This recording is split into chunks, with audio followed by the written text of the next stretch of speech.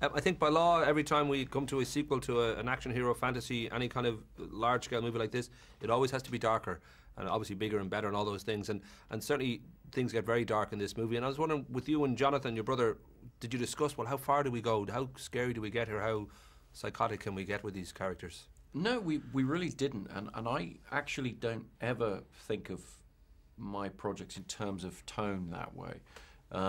We really just followed the story, said, okay, where does the story go?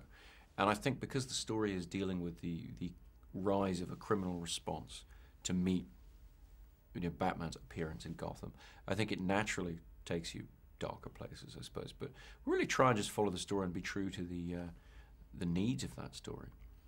We just mentioned before the cameras rolled, it's had a record-breaking opening in the States, 158.3 million, and I haven't met a critic yet who doesn't like it, and I don't know whether these are all things that you kind of genuinely feel relief about, or whether you would have always felt good about the film no matter which way it happened to perform with critics. Or it's always a huge relief when particularly audiences are engaging with the movie. I mean, this is large-scale filmmaking, and so whilst reviews, it's always nice to read nice things about your movie. My policy is, if you believe the good ones, you're going to have to believe the bad ones too.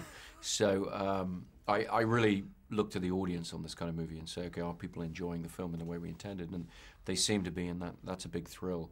But ultimately, what I found with making films is, you have to just be very convinced that you've done the best to make the film that you really wanted to see.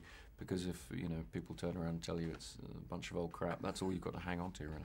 And would you, given the ecstatic response, I think this and Wally have just had this hugely positive response from just about every quarter, do you see fault in the film? Can you actually sit back and say, okay, all these guys love it and everybody seems to be happy with it, but I'll never be completely happy. I could have always done something a bit different, or I could always have kept working on it, or are you kind of content in your own way with it?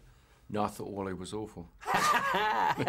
That's a joke, by the way. My kids loved it. To be honest, I really do try and not pay that much attention. I mean, it's tough, but you really try and have your own internal sense of what you've tried to do with the movie and what you've wound up doing with the movie. And the best way to gauge it for me, and we went and did it on Friday night, is to go and watch it with a real audience.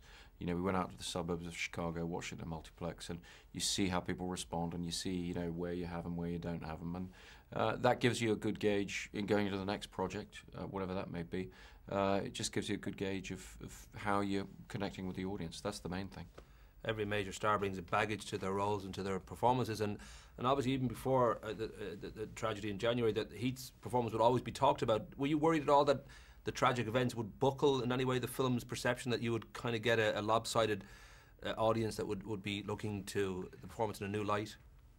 I have no idea what I particularly thought in those terms. I mean, it's very hard to relate to things in a way. The tragedy of somebody who worked with a colleague and a friend dying, and the release of a film, they're really quite hard things to even think of in the same frame, if you like. What I always worried about was, and felt a huge responsibility about, was, would people understand his performance the way he intended?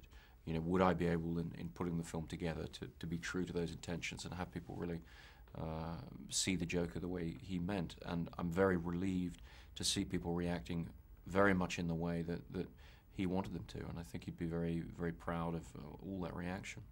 Rock and roll. Having you in the friendly finger. Thank you very, very much, sir.